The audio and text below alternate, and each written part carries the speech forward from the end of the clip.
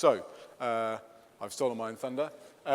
We are rapidly picking up time that we lost, thanks to Charlie, so we're doing really well. So without further ado, let me introduce our next speaker, Bruce Daisley, who is VP Europe Twitter.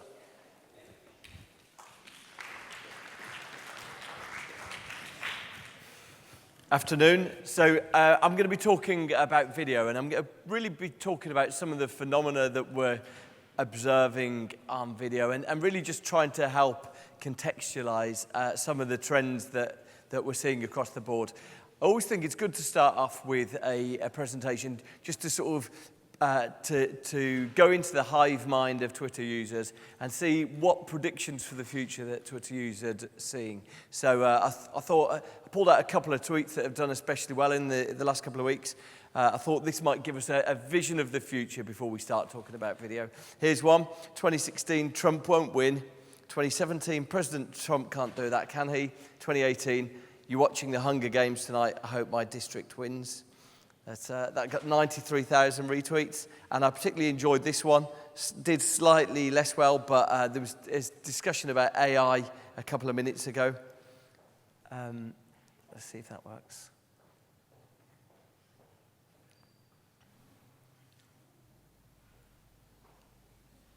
There you go. A couple of predictions for the future, right? Okay, so firstly, I wanted to start off with just asserting that Twitter's in very rude health. We often talk about Twitter having 320 million logged-in users. In fact, in the last 12 months, we started talking about the complete audience of Twitter. So we've got 820 million users who are coming either logged in or logged out across the world. So really substantial global audience that for the first time we're talking about. Let's see if we can get this working. I think the other thing to show is that I pulled these figures from Comscore, just really showing how we're seeing patterns of usage evolve and change. This is from Comscore. It looks at tweet views and views on different social platforms over the first 3 months of this year. And you can see actually there's a strong pattern. In fact, one of the interesting things, I think, is that how we're really starting to understand how different social products and how different apps we use on our phone are starting to take different roles. So this, you might have seen this stat here. This is from Global Web Index, and particularly calls out that sort of post-millennial audience of under 21s. It says under 21s have a 4 times greater likelihood of using 4 or more social apps. As soon as you start understanding that, I think it probably reflects the pattern of behavior that everyone in the room has. You start trying to then compartmentalize what people use different products for. I think we're pretty clear that Twitter actually is becoming a place where it's a sort of place where you can tune into news. It's a place where you can tune into what people are saying worldwide. So one example of that is we saw closer to home in the UK, we saw a remarkable story of an English Premier League team, Leicester City, who were favourites to be relegated, won the league. And in fact, the moment they won the league, we saw 5.5 million tweets.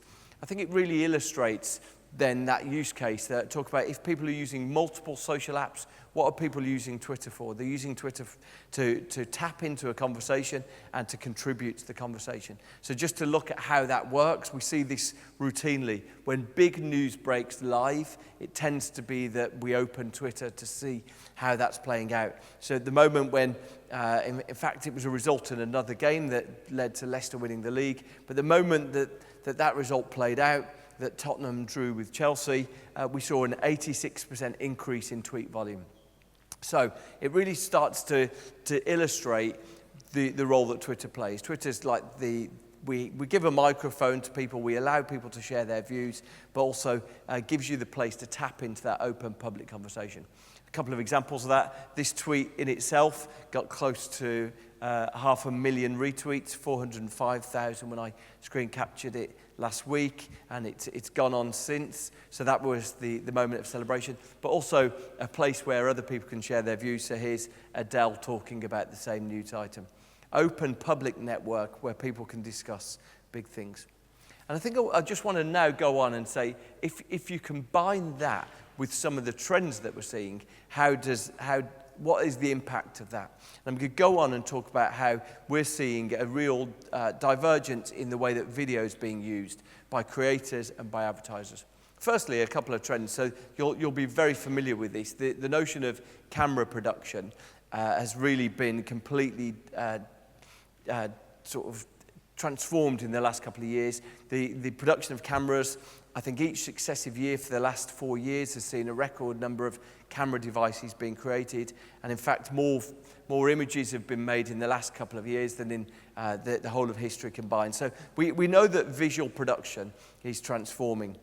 In addition, we know that the amount of time that people are spending on screens is transforming. So we're now seeing not only the transition from desktop to mobile, but also the alignment of those screens. And that's particularly of interest. So you can see here that these are the stats that Mary Meeker aggregated this time last year. And the thing that she was illustrating here is that the alignment of screens is starting to transform. Down the bottom, you've got TV. TV is remarkably resilient. It's very easy to discount television, but in fact, television still accounts for about 4 hours of viewing every day. But you can see that for the first time in 2015, the amount of vertical viewing on people's phones actually exceeded the amount of desktop viewing. And that's particularly relevant for content creators. We're largely transitioning them from a horizontal world to a vertical world. And that's something that, to a large extent, brands and content creators haven't yet managed to wrestle with. There's another change here.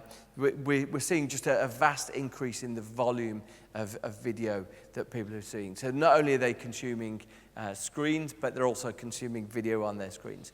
There's a 13-fold increase predicted by 2019. But in fact, just on a social product like Twitter, we saw a 220 times increase last year. So that's not percent, that's times. Just a complete tsunami of video being consumed on people's phones.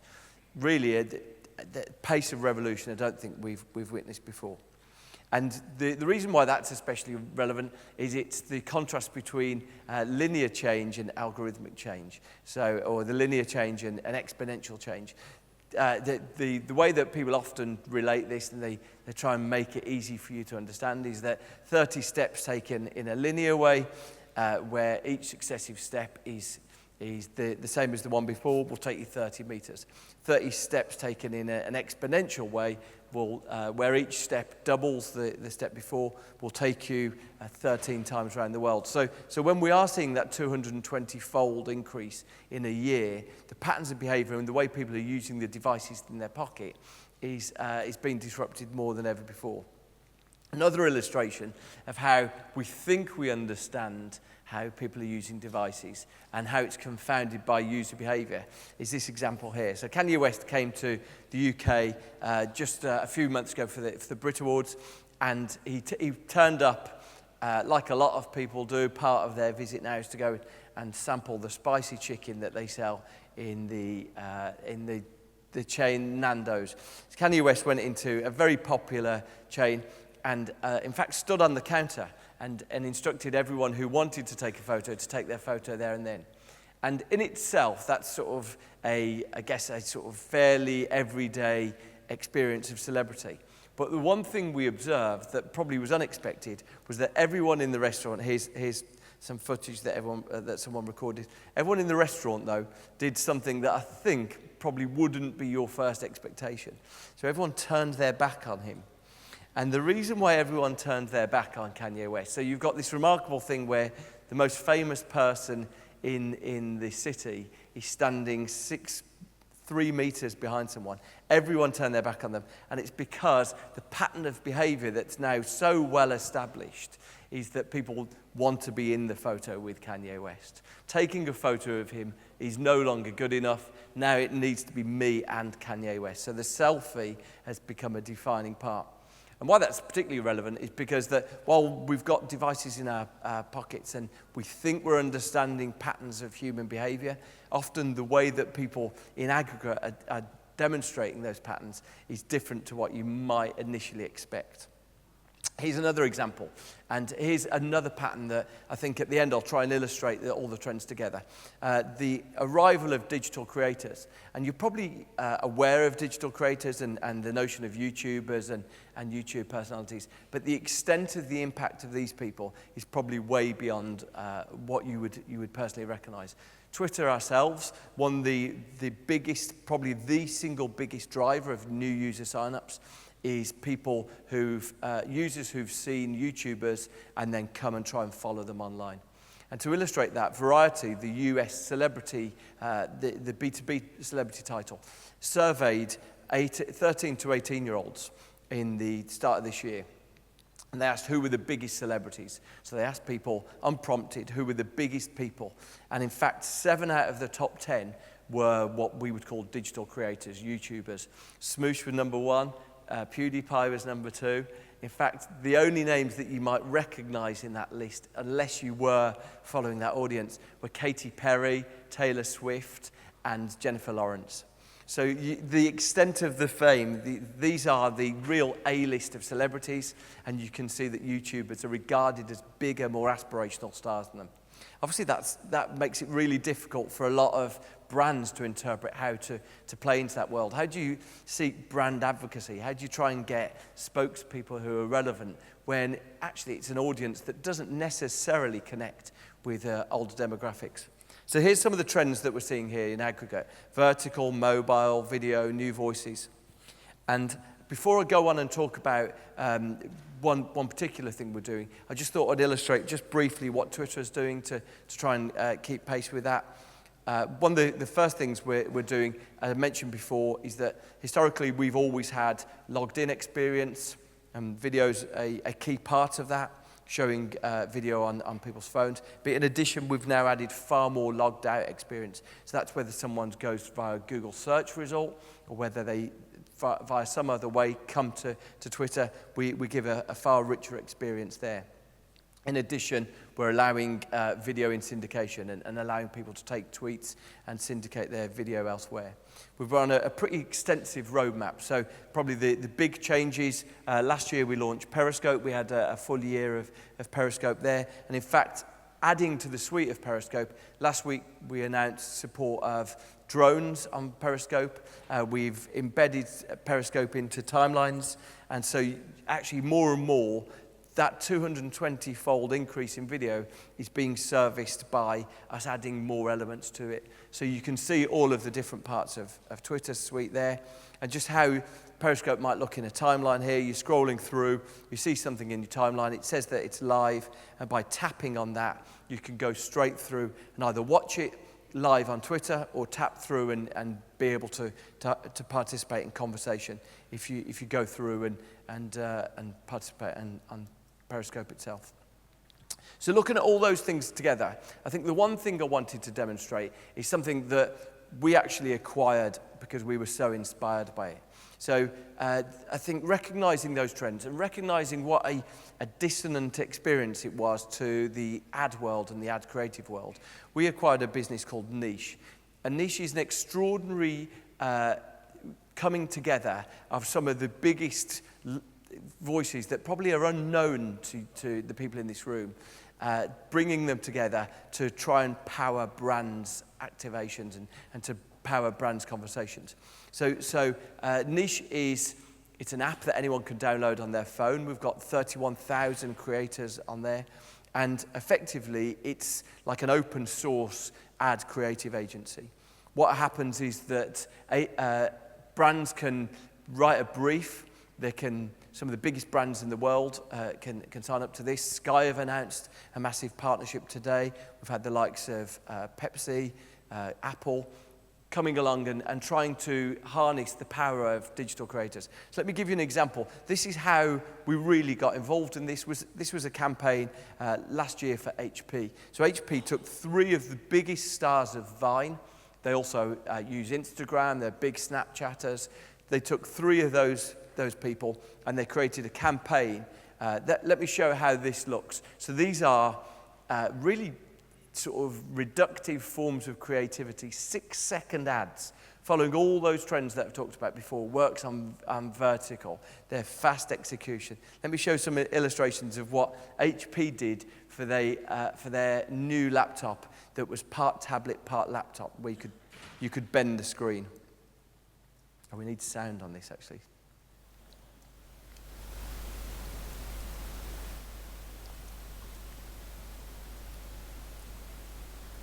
Can we get sound on? Try the last one.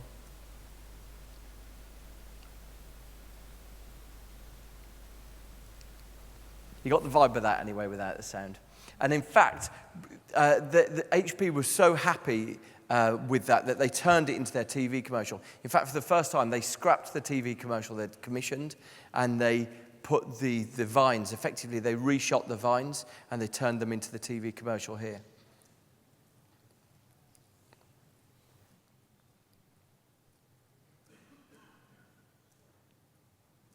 Do you get the sense of it there? So what they've tried to do is think about how they can take that audience. So if you think particularly, these are campaigns targeting under 24, under 25-year-olds. And I guess the critical element is that the trends we've observed before is they're spending a lot of time on their mobile phones. They're watching maybe less broadcast TV than other groups do. And so one of the things that definitely they have in common is they consume a massive amount of media.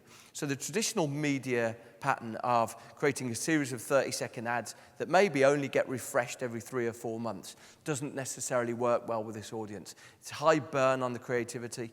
And in fact, I'll show you another couple of campaigns and illustrate how brands then are thinking about how they can adapt to that world.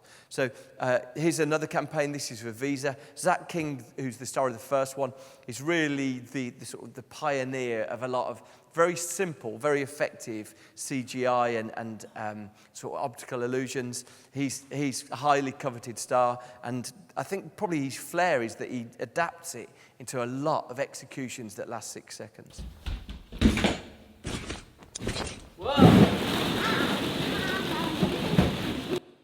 Simple creativity. So what are we doing this weekend? Oh, well. Happy birthday. Oh no, it's your birthday. Oh, thank you. So if you need to try and empathise, I think, with the mindset that these ads are being consumed. They're being consumed in someone's feed, and that might be in Vine, in Twitter and Instagram. But you can see that they're actually achieving an incredibly strong reach, largely because the creators that we're working with are responding to brief, but they've got a vast following in their own right. Another one here. So these actually are slightly different. Perrier wanted to just articulate beautiful aesthetics. So you can see that the format of the others is quite a counterpoint. The first one is Pino, who's an animator.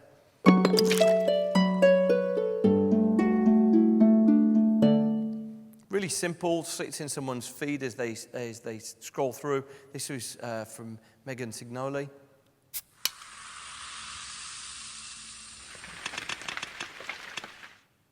Very simple ad. And the final one I'll show you is a campaign that ran for Comcast X1. And they wanted to show their new device that effectively seamlessly allows you to watch shows on your home TV set, but also then carry them with you. And the interesting thing about this is that if you search Comcast X1, and if you search that on Twitter, on Vine, you'll actually see that there's about 30 different executions from different creators.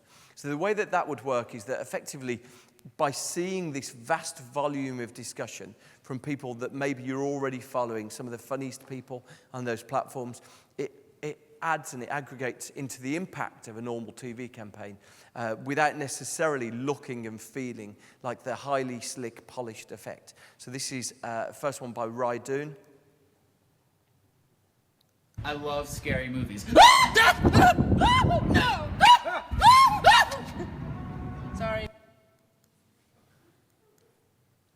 Another one here by Zach King. Oh, guys, game's already on. Let's throw it on the big screen. Andrew, help me make some popcorn. Sure.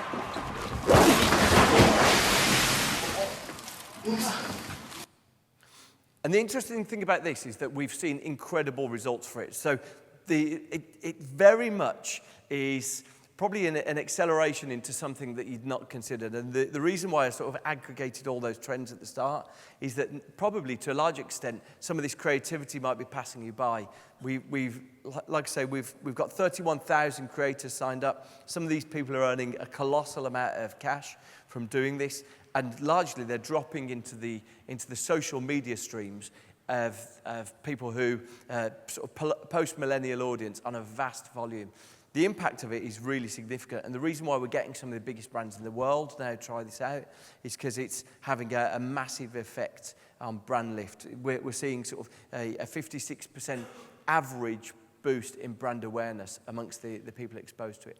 So big changes and sort of big evolution there. The final thing I'm going to finish on is just a forward-looking note regarding Twitter. So I've talked about some of these big trends, and probably the big thing for us right now is the evolution of live. Twitter's always been the place, whether a big news item breaks or a big TV show is on air. Twitter's always been the place that you open to see what's happening right now, to see what people are talking about. And in fact, that's what we're really focusing on. We know more than ever before that when the Eurovision Song Contest is on, there were 25% more tweets this year than last year. It's the place people go to hear live conversation. And as I talked about at the start, the world of social media is evolving, it's maturing. We now recognize that it's not a one-size-fits-all product, that people open some products for some things, some for others. And I think it's pretty clear that Twitter's place in the world is to celebrate what's happening right now, to celebrate the live. So you're going to see a lot more evolution of that in the next 12 months. We've done a deal with the NFL to bring live American football games to people's screens, and the viewing experience we've built for that is extraordinary. So expect far more of that. Expect far more of us building an experience that tries to complement what's happening in the world right now. I think that's where you're going to see Twitter really keep developing and keep innovating in the next 12 months. Thank you very much.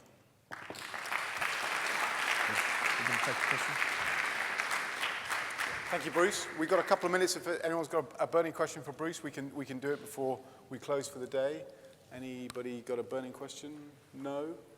Okay, great. Well, it just remains me to say thank you, Bruce. Cool. Really appreciate it. Thank you. That's it for the day on this stage. If you want to go next door, Lindsay from Maxis is on any minute now. Thank you very much. Cheers. Cheers.